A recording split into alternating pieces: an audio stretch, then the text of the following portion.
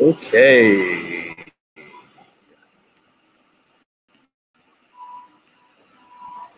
Almost there. Okay.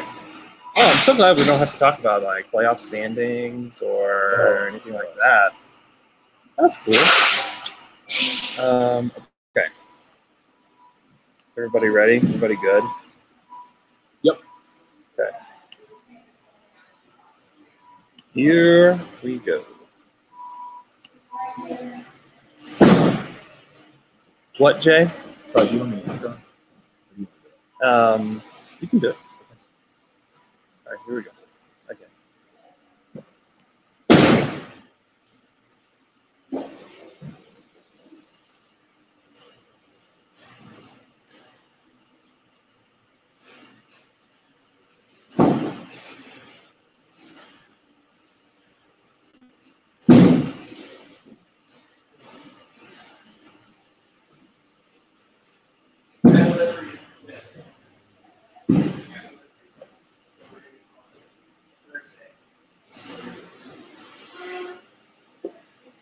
Hello and welcome to Down to Dunk, episode 670.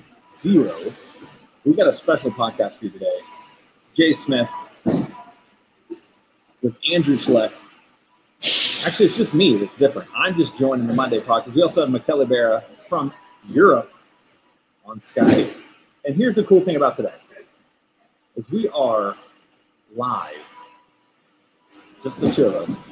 Michele on Skype. We are live here at Oklahoma Shirt Company. And here's why we're live here. It's because right now, they're starting production on the playoff t-shirts. And not like t-shirts that we're making, but like the t-shirts that you're going to get at the arena if you go to the game. That's what we are doing here at Oklahoma Shirt Company. So it's a big deal. A big enough deal where we can't tell you. It's a cool deal. We can't tell you anything about it. We can tell you Thunder playoff t-shirts. We can tell you Oklahoma Shirt Company, and we can tell you cool. They're awesome. They're cool. I can say no more. That's it. That's all we can tell you. But here's what I know is it is a big ordeal here at Oklahoma Shirt Company, and you can tell it's a big ordeal because there is a lot going on. You're going to be able to hear some stuff. They also have a little construction going on behind us too, so you'll get to hear the ongoings of Oklahoma Shirt Company to get work done. It's a lot of work. If you're watching live on YouTube, you can see people maybe carrying boxes walking by us, and you can see Jay wearing a tie, which is very fancy. Hey, also Michele's here. Michele, what's up?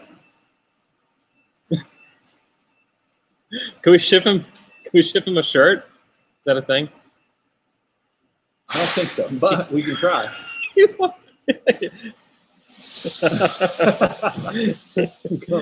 Oh, another reason to be sad is the Thunder lost to the Portland Trailblazers in Game 1, 99-104, and the reason why they lost is because they couldn't shoot the basketball. They finished 5 of 33 from the three-point line, which is like historically bad. I mean, Michele, can you like put some context around how terrible this was?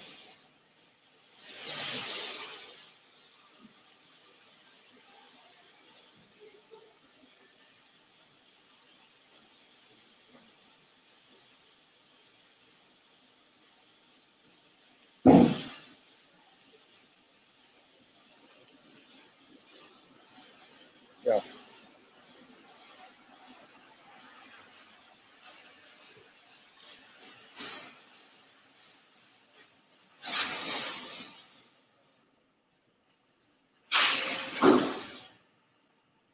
Yeah.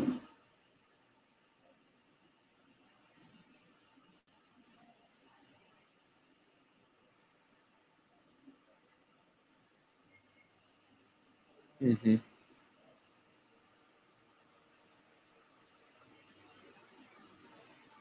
Yeah.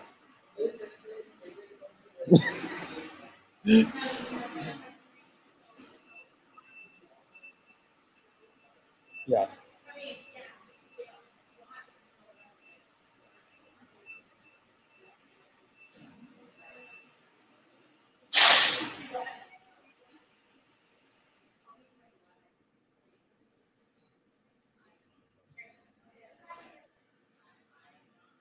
Yep.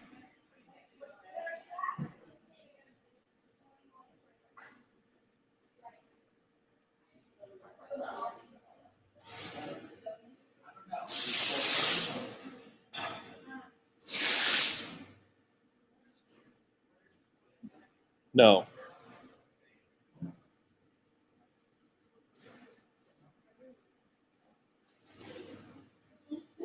Mm-hmm.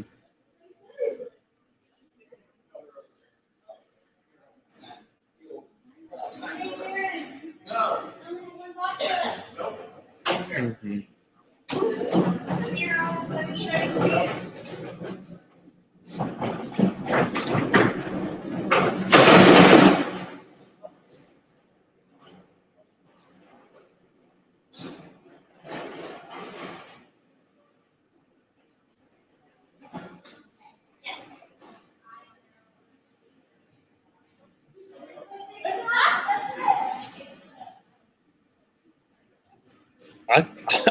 I honestly like walked away and said, I really liked the way they played. I like the way they defended for 3 quarters. For the last 3 quarters, they were very good. And I liked the way they executed the offense. Russell Westbrook took 2 threes. He made all of his free throws. I thought that he was getting into the paint and creating the kind of shots that you want to get. And he was getting to the rim. He was scoring. Here's some stats from at Steven Thunder fan. Stephen Dolan always has some pretty smart tweets. He said, if the Thunder players who shot open or wide open threes in Game 1 had shot their averages on only those, the Thunder would have scored almost 18 points more. And he has a chart. I retweeted it, so go look at my Twitter profile, Andrew K. Schlecht, and he put this chart out there, and they would have scored almost 18 points. And the thing is, you didn't need 18. You needed 6. You needed 2 threes to fall. 2 more. That's it. That's what you needed. If the Thunder had shot even close to the percentage, right? So they ended up shooting, unless I'm wrong. They absolutely killed them if they shoot their average percentage. Their average percentage on the season. Oh, that's not true. I'm in the wrong place. What is this? I don't know how to use statistics. So what's the Thunder's average on 3-point percentage this season? What was their team percentage? Does anyone remember? Uh-huh. Yeah, so that is the one I found. Okay, so I'm not that far off. If they shot that close, that's at least 5 to 6 more 3-pointers. If they shoot normal bad, like 20%, 25%, just normal bad, they win. I mean, you don't even need good. You don't even need average. You just need normal bad. And it'd be different if we were looking at this and thinking, kind of what you spoke to, Michele, is it's not like Portland was just locking them down on the perimeter. Paul George missed. I remember there was one. It felt like it was 2 series in a row where he missed 3 or 4 perfectly open shots. And then there was 2 or 3, especially late in the game, where it felt, I think it was Grant and Paul George, both in the corners actually, that felt like it rattled on every side of the Oh my goodness. And those shots change that changes the whole trajectory of the game. Mm-hmm.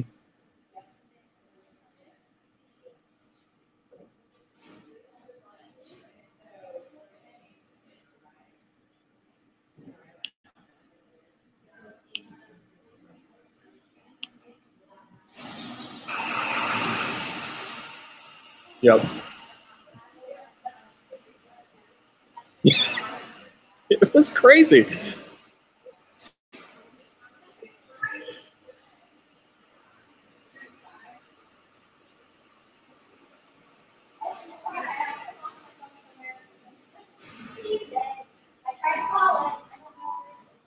Just a bet.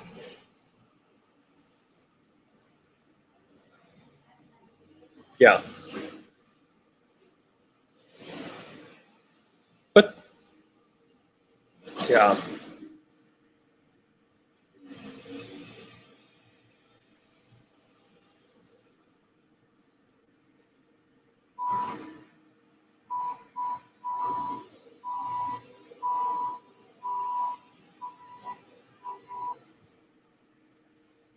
Yeah, and it was like the Thunder got a excellent shot, like a very, very good shot from their best shooter, who's not only a good shooter, but has had a historic year shooting the 3 ball. and they got him a wide open shot that could have swung the momentum and put the Thunder in position to win. And he misses, and then Lillard takes the shot. It's a terrible shot, and it just goes in, and he can make those shots. Obviously, he can, but that's not a good shot that was generated. He was wide open because everybody's wide open when they're back there, and he just shot it, and he made it, and it was that was the threes. Paul George, 4 of 15. You get Paul George 15 threes, you're doing something right. You're doing something right, and it just didn't work.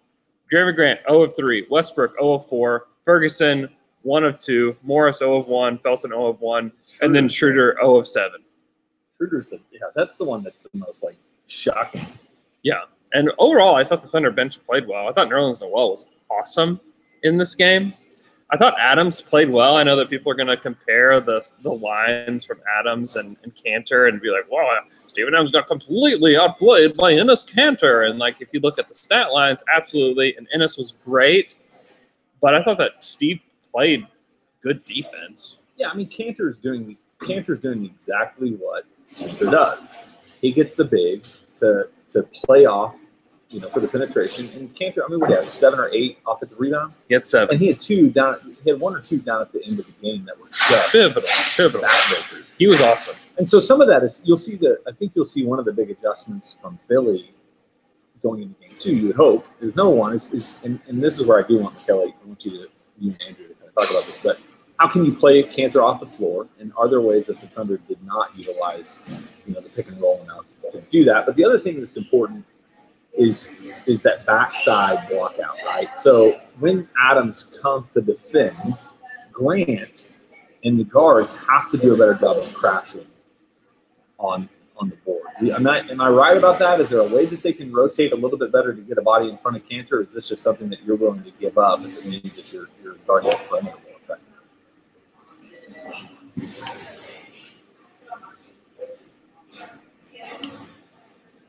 I think that if OKC defends the way they did for 36 minutes, after the first quarter, there will be even if Kanter plays, that is the way you should guard Portland. And I will go on a run for 2 minutes about people who are saying that Billy is a bad coach because of they can't play Kanter. These guys do not realize how basketball is played, because Billy said those words 2 years ago because Enes was not scoring and was not rebounding the ball. Yesterday, whenever he was in a pick and roll situation, there were 2 points for OKC, almost all the time. So it's not that Enes had a great defensive performance. Again, it's OKC missing wide open threes. But it's on the other end. It's the rebounding. It's the offensive game that Enes had last night, who was important for Portland. And 2 years ago against Houston, he wasn't getting anything against Nene. So that's why he couldn't play. Because if you have a 2-point every possession player on defense that cannot score, you cannot play him. Last night, he was great on offense. Therefore, he played. So I don't think that you want to play Enes off the court. And this is something that Royce said probably before the game. I don't remember if he said on Dream Team or just tweeted about it. He said, OKC doesn't want to play Kanter off the floor, but wants to score on Kanter or something like that. Mm-hmm. And I think that is right. I mean, you don't want to necessarily play Enes off the floor because you can get a good shot whenever Enes is on the floor. You want to limit him on the rebounds. And that's where Jeremy Grant needs to play better. Yeah. Because Jeremy is not a great rebounder. No. He's not a great positional rebounder, and it's not great at boxing out. Yeah. And so you want Steven to play as high as possible to prevent Damian and CJ threes off the dribble. And in the same way, you would like to have someone who can box out ends. That is a difficult thing to do. And if you have to search for an adjustment, I would look there. Hey, Michele, here's what I don't get. People say play Enes off the floor. what other options do they have? Zach Collins was a -9 yesterday. Like, I just don't know, what do they do? Because I don't know that you can really play him off the floor. I think for the Blazers, they have to kind of live with the result of having Cantor. Yep. Don't you think? Yep. No, you're right. I mean, you can try for just to give him a breather, or maybe if Myers Leonard somehow finds rhythm from 3, then maybe you can play him a little bit more. But I really think that Portland has to play him, and he gives them a dimension as a rebounder. So if you can limit that, then they will play Kenner, but you will have a bigger advantage. Again, if you can limit him. Mm-hmm. It's not even the points. I mean, if Ennis scores 18 points, fine.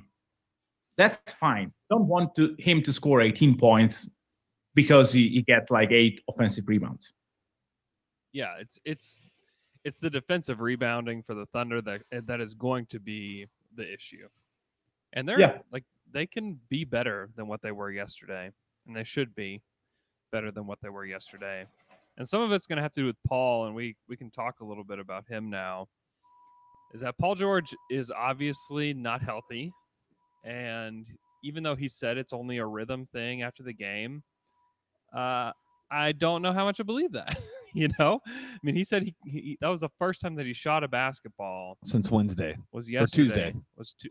The last shot that he took in an NBA game was the one that he made to beat Houston. And obviously that in the game wasn't the first time he shot. Like, he went and shot the ball pre-game. So in the game wasn't the first time he shot the ball, but that day was the first time he shot a basketball. And that's a little worrisome because they had practice. Yeah, and the thing he said that was, I don't know, troubling to me as a part of that conversation was when he said that he couldn't lift his arm. He couldn't lift his arm up. Yeah.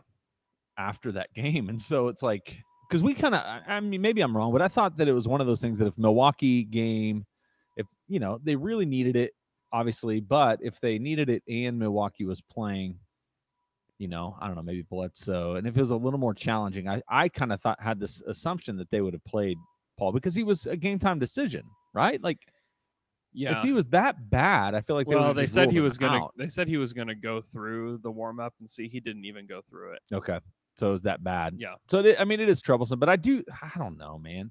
It's hard for me to really think the injury is to blame for last night. Yesterday his form didn't look weird. Yeah, he was able to take a lot of shots. He wasn't shying away. So he was getting hit a ton. He was getting Cantor hit. was screening. I mean, they're screening all over. So the place. There's. If we didn't know he was hurt, maybe we wouldn't be as concerned because he didn't look like he was hurt. He didn't shoot the ball like he was hurt. He was just shooting like he was completely out of rhythm.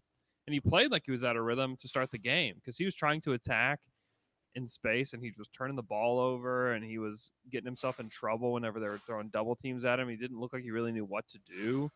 And I thought those were the biggest problems, that he had no rhythm out there whatsoever. And so maybe we'll get a Paul George that's in better rhythm Tuesday night. I don't know. That's something that is the thing to watch. What Paul George is going to show up in Game 2, because Game 2 is kind of pivotal. If they can split in Portland, which I think is entirely possible. Sure, I picked the Thunder in 6. I'm not backing away from that. You have to lose 2 games to get to 6. You have to lose games. Yeah. And you don't want to lose the first one. And it'll be interesting because game ones don't always mean something. It could help the Trailblazers get on a roll and figure something out.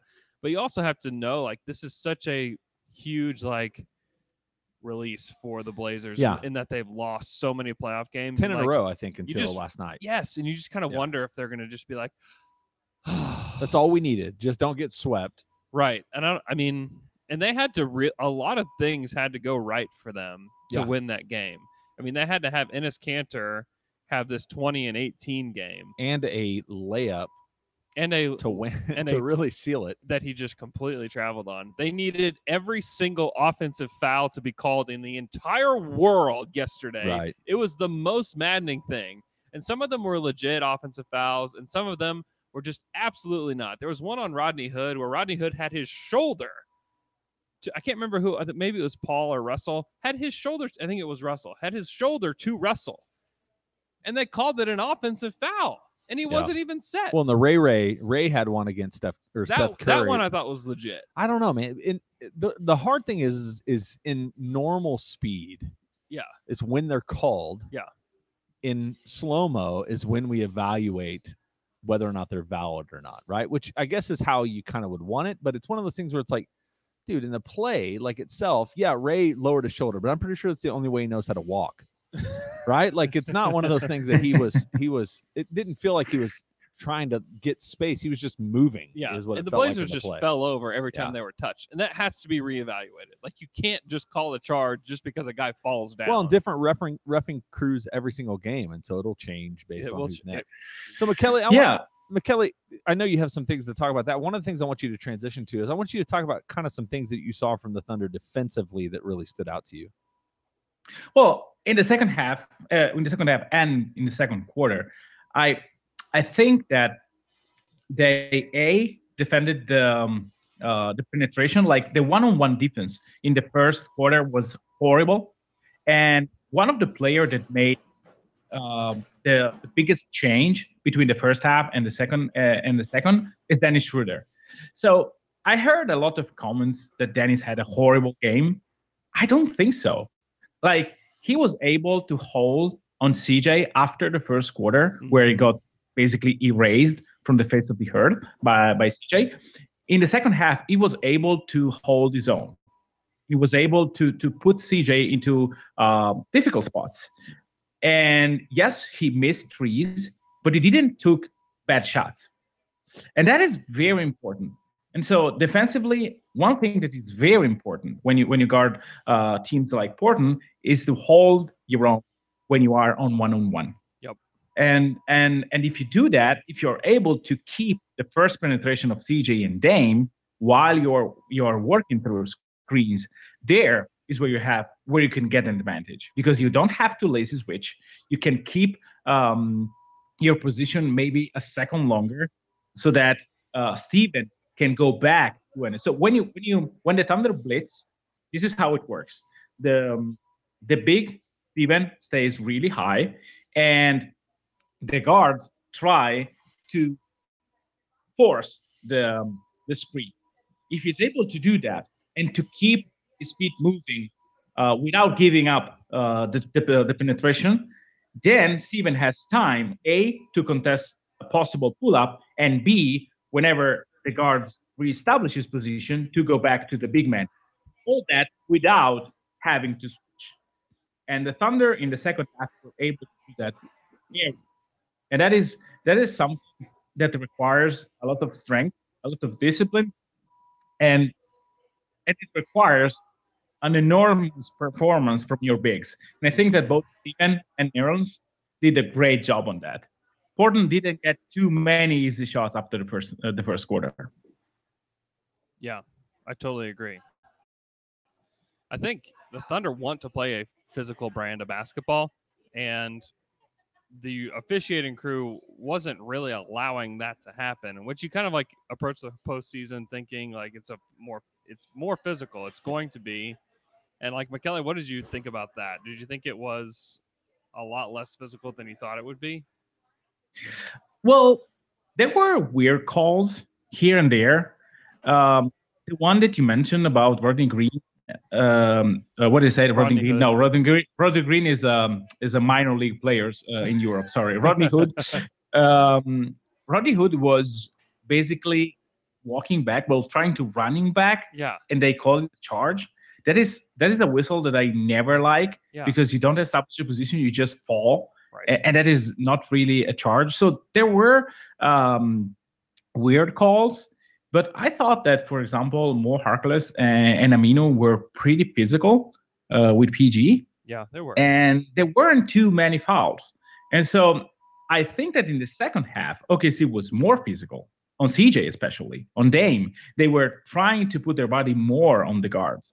And so I really think that there was a sort of imbalance between some contact that was allowed and some calls that, like the offensive fouls, that were like, I don't think they were really, really good calls. But I think that the physical level was good enough for a playoff series. I've seen worse. Like, I don't remember if it was Indiana, Boston, or maybe Philly and Brooklyn. There were a few calls that were like barely touching each other, and there was a call. I didn't felt like that the officiating crew really was meaningful in the game to decide a game one way or the other. There were weird calls, but on both sides. Like, for example, Russ had a very, very traveling penetration, the same as Ennis, just in a different moment of the game. And so I don't really had an impression that the crew was bad or anything. Just weird on the offensive fouls. But I mean, if you get an officiating like that for the entire series, I'm good with it. Yeah. Something about being physical is that we are working with physical balance centers here in Oklahoma City. Oh, nice transition here. Physical and therapy balance centers. That's FYZICAL. Sometimes I drive by there and I'm like, before I knew what it was, I was like, is that just a place for old people? Just where old people go, Jay? It's not. It's definitely not. You want to get fit. You want to get your balance into gear. You just want to feel better. If you're just a person that's just like, I just don't feel good. You want to feel better physically. This is a place to go. If you're recovering from an accident, a surgery, and if medicine is not the avenue that you want to go to relieve your pain, then you want to go and grab a consultation at Physical, FYZICAL. If you're looking to lose or maintain weight, gain strength, endurance, go to Physical and Therapy Balance Centers. They have a variety of different specialists. So every person's program, every person's treatment is unique. Just stop in and you can find out more. Don't drive by Physical. Go in. FYZICAL. You can go to their website. It is physical.com/Oklahoma-City, or give them a call, 405-400-8909. Support the people that support Down to Dunk, and go check out Physical Therapy and Balance Center. Get your core in shape, people. It's cool, man. It's a cool I know. place. That's what I'm saying. For real. Physical therapy, change your life. It's awesome. Avoid surgery. Check it out. All right. Anything else from this game that stuck out to you, Michele? And maybe a look ahead at game 2? Yeah, what kind of adjustments can we kind of expect? I mean, it's hard to obviously predict this, but what do you think is coming from Terry Stotts in Portland? What do you think the Thunder are going to be doing differently in game 2? Oh, well, you always want to tweak here and there. I think that there were things, especially in the first quarter, that need to be addressed. But I felt like, again, that the last 3 quarters were, I'm not saying perfect because you are never perfect, but this is the way OKC wants to play. And on the Portland side, though, I don't think that they will change either. I know that they said many times that they did not a great job in guarding the 3 ball, but if you have to bet, if you want to bet, would you rather bet on Enes Kanter play like 35 pick and rolls by himself, or do you want to bet on OKC missing 3-pointers again? Yeah, it's a good call. I do think that they will pack the paint no matter what. Maybe they will stay home with George a little bit more. Maybe Mo Harkless will try to be a little less physical in order to avoid silly fouls because he had many. And he can kind of stay with PG more than others. Like if Rodney Hood is going to guard PG, is not going to handle well unless PG has another games like that. And so maybe a few things. But again, I am under the impression that the 2 teams will play a game that is kind of close to what we saw, because both teams can say, well, we didn't get very good results, but the process was okay, especially OKC. One thing that I really want to see, though, is related to the things that I was addressing before, which is defensive rebounding. Can OKC send another man? Like, can OKC send Paul George maybe to try to get some more rebounds, to try to box Ennis out? I don't want to if I'm a coach, I don't want to risk his shoulder. Right. But if he's able to do that, he can be effective. Like Jeremy cannot box out really well. So either he focuses on that and somehow he tries. sometimes Ferguson is better at that, Mm-hmm. at getting rebounds. And so maybe they will try to design different backside rotation in order to keep Ennis away from the basket. But I don't think that you want to have Steven there. Steven has to be on the top of the key, trying to guard pull-ups and stuff like that. So I don't know, maybe something in the rotations. Ferguson played 16 minutes. That's not enough. Was that foul? Is that I foul? was going to related? bring that up. Some of it was foul related, and obviously not all of it was. He only had 4 fouls. I feel Yeah. like he had 3 early. He had maybe. 3 early, yeah, is but that what kind of throws But still, everything like off? he didn't play him down the stretch. Well, with as well as he's played against, I mean, obviously Milwaukee is what it is, but he played well against Houston. He played well down the stretch here. You just kind of feel like, man, give the dude minutes. You want to get him Yeah. some shots, especially whenever. I mean, if Schroeder was like on fire out there, I mean, the dude is 0-7 from 3. So like, what's I didn't if I didn't like anything that Billy did yesterday, it was that is the complete imbalance of the Ferguson versus Schroeder, and like you said, Michele, on the defensive end, I thought in the last 3 quarters he played okay. He was good enough, but still, like you have the option to have a 6'7" guy with long arms, crazy athleticism that can hit threes out there. And who knows, like if 3 of those threes went to Ferguson instead, like maybe he makes 2 of them. I mean, you just don't know. I would rather go with Ferguson down the stretch of games than Schroeder in a lot of ways. But 16 minutes is just not enough. That's just not even close to being enough. Yeah, and if you want to nitpick a little bit on both Russ and Billy, I think that if you want to try PG at the 4 in one game, this is where you do it. Mm-hmm. Because when you have Dame, CJ, Hood, or Curry, and Aminu, you can really play Dennis, Russ, Ferguson, and George. Yeah, I know that it's a small lineup, but you have probably the best spacing unit out there. And also, Russ went out of his way to find shots for PG. And that is great because PG is your best shooter. But when you do it like 15 times and you pass him the ball too much, too early in the possession, you make things a little bit easier for the defense because they know that they can try to double or to force PG. If you try to involve other guys like Grant could shoot like 5 threes a night, and that's okay. Mm-hmm. Same as Ferguson. Give them 10 shots between the two or something close to that. That will open things even for Paul George. And they showed on many occasions that they can step up, especially if you find them good shots early. Mm-hmm. And that is something that Russ should do in game 2. I know that PG will want to prove himself a bit, but let PG find shots for himself. He can do that. He can put himself into a yes, if you can find him a great shot, do it. But try to find good shot for other players. They did with Steven very well. I think that you can do a better job in finding shots for Ferg and for Jeremy. Yeah, totally agree. I thought we haven't really talked about Russell that much. I thought Russ was awesome yesterday. I thought he played a disciplined game. He took 4 threes. He was attacking over and over again. He was getting downhill. I thought he was awesome. He had 26 potential assists yesterday. 26. Wow. He finished with 10.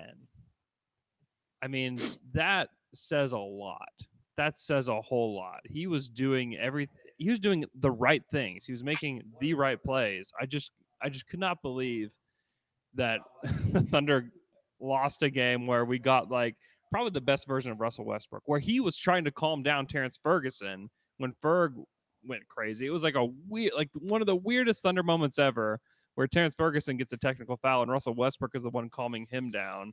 It was just like, it just kind of completely blew my mind. It was just absolutely insane. And here's, oh yeah, go ahead.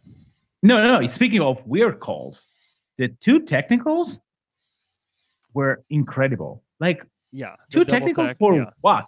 They didn't do anything. They barely touched each other. Right. Yeah, It was so Sorry. dumb. Sorry for interrupting. Well, and I mean, this kind of speaks to the absurdity of yesterday's 3-point shooting percentages. I can't talk right now. The Thunder shot 15.2%. The Blazers shot 44%. That was the best and the worst of game ones of everybody. Yeah. The Blazers shot the best, and the Thunder shot the worst. And like you look at everybody else, like Detroit, Utah, Indiana. Those are the other 3 teams that lost over the weekend. Detroit lost by 35. Utah lost by 32. Indiana lost by 10, and the Thunder lost by 5. And they shot the worst percentage of all of them. I mean, like that. Yeah. I mean, it's obvious you can't. It's weird to be encouraged by bad things, but it's just unsustainably bad.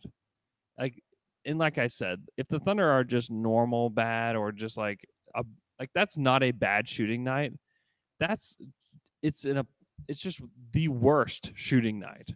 I think it's actually the worst percentage that's been shot in the playoffs in a long time. Yeah, it was laughable, like watching some of those shots where it's like, and there were multiple, like I said, that felt like they were going in. There was a Jeremy Grant one that went in and out. There was Paul that just over and over. I mean, it was just crazy. It was a crazy afternoon. And the Thunder don't typically play well in the afternoon, so maybe 12:30 Pacific time. Yeah, so maybe that's a part of it. But they had a chance to win the game, and you don't want to lose games where you have a chance to win, but there's very clear reasons why they lost. And one reason why they're even in it is that Russell Westbrook went 8 of 8 from the free throw line. Yeah, the whole team went 20 of 23. Like that's just a locked in thing. That's the reminder of all of this crap throughout the season has just been a mental engagement, which is annoying. But here's what's crazy. I'm not rehashing all of that because it really doesn't change anything. Yeah. Well, and I just mentally, you talk about the mental game. I just really loved the way they played yesterday. And some people looked at me like I was crazy when I said that. People were asking me about the game last night at church and were like, "Hey, what'd you think?" I was like, "I kind of like the way they played." And they were like, "What?" And I was like, "Yeah, like their approach was awesome. They were engaged. Yeah. They on the defensive end, I thought they did a good After job. the first quarter, they really locked in. 15 points in the second quarter. I mean, that's insane. What a bounce back. Yeah. Which is some of that is regressing to the mean from the Blazers too. They came out on fire. It is. Dame hit that shot, and I thought that Stan Van Gundy just nailed it. Like those are the shots that the Blazers were making in the first quarter are shots that you can go and take. They're not good shots. The shot selection was not good, but they're shots when you have your legs, you can go out there and take those and you feel good. Mm-hmm. But then as the game progresses, you don't have the same legs to take those same kind of shots. And Dame made one of them, which happened to be like the shot of the game. But for the most part, those shots are such a high degree of difficulty, you don't take them. So I'm encouraged. I'm not deterred at all from my Thunder in 6 pick. I still would say that would be still my prediction for what's going to happen. I'm a little nervous about my Thunder in 5 pick. Well, they got to win 4 in a row. Yeah. That's tough. That's going to be tough. That's going to be tough. But the Thunder need to turn this around. They need to go win in Portland. And even if they lose, it's not all over. No. I mean, Charles Barkley says, I don't trust most of what he says about basketball. But what he does say is that a series doesn't start until somebody wins on the other team's floor, right? Yeah. Until game 7, I guess. It's confusing. He's confusing. Actually, I think the series already did start. Yeah, it feels like it started in game 1. But so what, McKelly, are there any other Thunder thoughts where I ask you just maybe a couple quick thoughts about the rest of the playoffs? Well, I think we're not going to have time. We don't have time. Kelly's going to have to roll here in a second. I'll try. I'll try to Thunder related or general. Do you have anything else for the Thunder? I'm going to give you like 2 minutes to talk the rest of the Okay. Nothing else for the Thunder? Are you good on Thunder? No. On the Thunder, I want to say something. Yeah. There were things said about Russell in many other say podcasts and articles. Like if you find ways to complain about Russell's game, I don't really know why you watch NBA. Like he was incredible. That's like the perfect Russell game. Who is complaining? I want you to just blast them right now. Please. No, I will not. I will not give names, of course. But like they said, oh wow, that defense on Lillard was unexcusable. Yeah. Like All right. What? Like, give me a break. He was 32 feet out of the basket. Barry Trommel said, when Lillard launched the shot, I was very happy. And me too. Yes. Because that was a crappy shot, like 32 is. feet. It is. It's a crap shot. Like, come on. Come on. Do you want Russ to go with a bad ankle? Because he knew, and that is one thing that I want to stress, Russ's ankle is as important as Paul George's shoulder. But anyway, you know that you have a bad ankle. If you go too far out, He's you gone. will be beaten. Yes. Yes, Yeah. of course.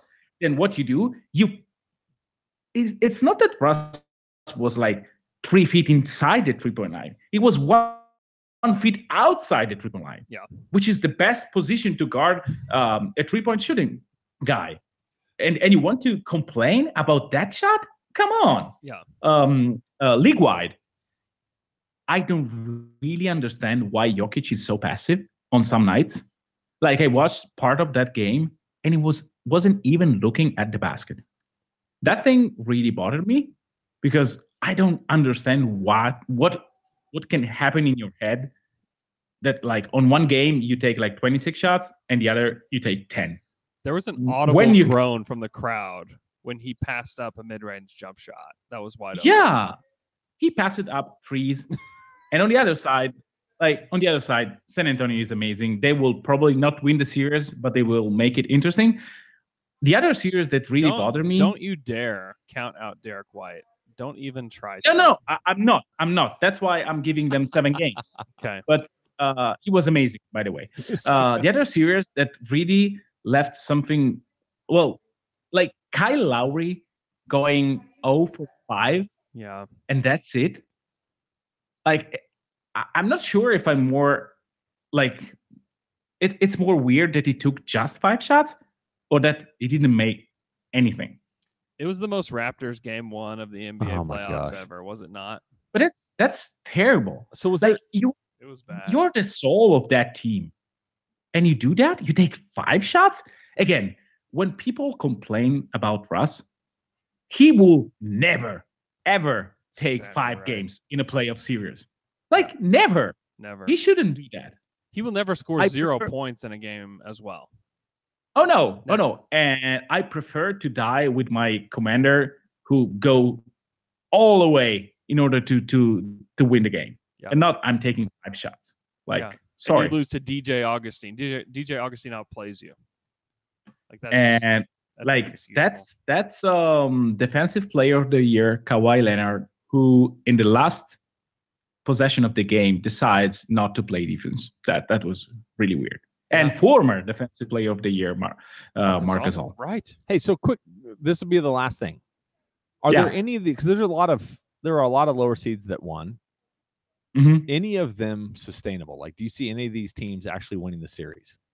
Magic, the Nets.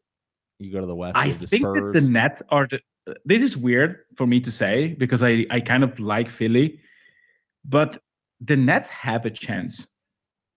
Weirdly enough, because they are probably the talent gap between the two teams is probably as big as the one between the Clippers and the Warriors, where maybe not that, but close to that. But they play perfectly every single night. And if Philly tries to bully them, they will have a hard time winning. I don't think that any of the lower seed of the games that you mentioned will win for different reasons. But I do think that the Spurs and the Brooklyn Nets have good chances to make it really, really interesting. All right. Thank you, Michele, for joining us. Enjoy the rest. Thank of you, your, guys. and enjoy the rest of your evening. And we'll see you next Monday, or hear from you next Monday. Okay. All Bye-bye. See All right. ya. See you, McKelly. For us here down the dunk, Andrew and Jay, we just want to say thank you so much for listening wherever you are. We're over here at Oklahoma Shirt Company once again, recording live It's awesome as they print the playoff shirts. here at You- Oklahoma Shirt Company. You will see them on Friday night, Yeah. which is the first game here, and then they play again on Sunday night, 8:30 p.m. both nights tip off. We also have a 9:30 tip tomorrow night here in Central Standard Time, and so get ready for no sleep It's gonna be awesome. It's going to be awesome. But here's what I want you to do. If you go to the game on Friday night or Saturday night, or if you see those shirts and you think, holy moly, these shirts are incredible, shout out Oklahoma Shirt Company on your Twitter account. Check them out if you have any sort of merch need. Shirt of the Month Club, all those things we talk about. But check them out. They are an incredible company doing an amazing job here, printing a ton of shirts, trying to get ready. A lot. Andrew, you have anything else, man? No, don't get too high, don't get too low. Yeah, man, it's the everybody. playoffs. It's game 1. I know. Lots of good things to take away. You have to win 4. You have to win 4. Sucks to lose. It But does suck to lose. It's not over. So keep your heads up, Thunder fans. Have the Thunder ever swept anybody? Doesn't feel like it. Doesn't feel like it. It does not feel like it. But I think they have. Maybe. Remember they were supposed to sweep Dallas? And they lost at home in game 2. Oh man, it was like a panic. That was Raymond. Was it game 2 or game 1? I think it was game 2. The Ray Felton game. People were melting down. I was melting down. I was too. It's over. It's over.